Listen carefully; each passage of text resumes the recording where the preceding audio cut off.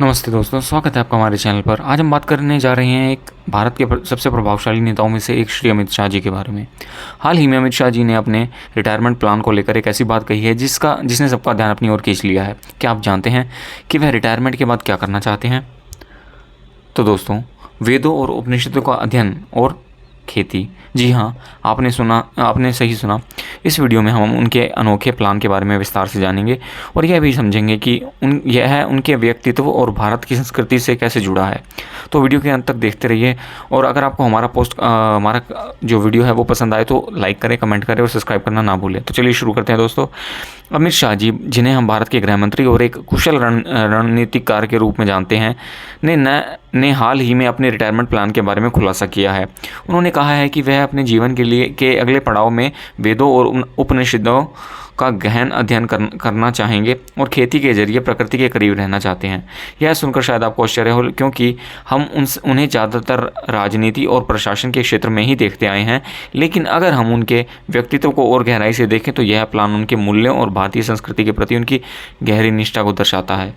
वेद और उपनिषद भारत की प्राचीन परंपरा के आधार हैं और खेती हमारी संस्कृति का मूल हिस्सा रही है। तो आइए इन दोनों पहलुओं को गहराई से समझते हैं।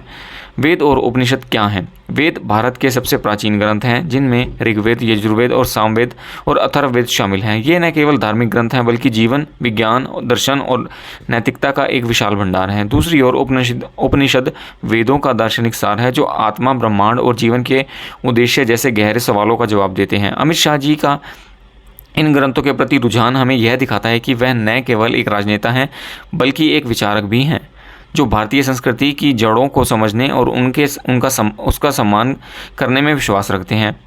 उनके इस फैसले से यह भी संदेश जाता है कि हमें अपनी प्राचीन विरासत को संरक्षित करने और उससे सीखने की ज़रूरत है। क्या यह आपको प्रेरित नहीं करता? आज के व्यस्त जीवन में भी जब हम टेक्नोलॉजी और भागदौड़ में खोए रहते हैं, अमित शाह जी का यह कदम हमें अपने मूल्यों और परंपराओं की ओर लौटने की प्रेरणा देता है। अब बात करते हैं उनके रिटायरमेंट प्लान के दूसरे हिस्से की, खेती। भारतीय एक कृषि प्रधान देश है और खेती हमारी अर्थव्यवस्था और संस्कृति की रीढ़ की हड्डी है। अमित शाह जी का खेती की ओर रुझान दिखाता है कि वह प्रकृति के साथ एक गहरा जुड़ाव महसूस करते हैं। यह उनके उस विश्वास को भी दर्शाता है कि हमें अपनी जड़ों से जुड़े रहना चाहिए। खेती न केवल भोजन उगाने का माध्यम है बल्कि यह एक जीवन शैली भी है। यह हमें धैर्य, मेहनत और प्रकृति के प्रति सम्मान सिखाती है। शायद अमित शाह जी की जैविक खेती या सतत कृषि की दिशा में कुछ नया करना चाहते हैं, जो आज के समय में बहुत ज़रूरी है। इसके अलावा यह कदम युवाओं के लिए भी एक संदेश हो सकता है कि खेती को केवल एक व्यवसाय के रूप में नहीं बल्कि एक सम्मानजनक और आत्मनिर्भर जीवन शैली के रूप में भी देखा जाए। अमित शाह जी का यह रिटायरमेंट प्लान इसलिए खास है क्योंकि यह आध्यात्मिकता और प्रकृति का एक सुंदर मेल है। एक तरफ वह वेदों और उपनिषदों के अध्ययन के जरिए अपने दिमाग और आत्मा को समृद्ध करना चाहते हैं, दूसरी तरफ खेती के जरिए वह प्रकृति और समाज के प्रति अपनी जिम्मेदारी निभाना चाहते हैं। यह हमें सिखाता है कि रिटायरमेंट का मतलब केवल आराम करना नहीं है। यह एक ऐसा समय हो सकता है जब हम अपने जीवन के नए लक्ष्य तय करें और अपनी जड़ों से जुड़े और समाज के लिए कुछ सकारात्मक योगदान दें। तो दोस्तों, अमित शाह जी का यह रिटायरमेंट प्लान हमें एक गहरी प्रेरणा देता है। यह हमें बताता है कि जीवन का हर पड़ाव नई संभावनाओं से भरा हो सकता है, चाहे वह प्राचीन ज्ञान की खोज हो या प्रकृति के साथ जुड़ाव।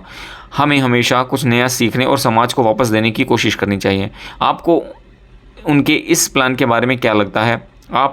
क्या आप भी रिटायरमेंट में कुछ ऐसा अनोखा करना चाहेंगे? हमें कमेंट बॉक्स में ज़रूर बताएं। अगर आपको वीडियो पसंद आया हो तो लाइक करें और अपने दोस्तों के साथ शेयर करें और हमारे चैनल को सब्सक्राइब करें। बेल आइकन का बटन दबाना ना भूलें ताकि आपको हमारी वीडियो की नई अपडेट मिलती रहे। तब तक के लिए नमस्ते, जय हिंद दोस्तों।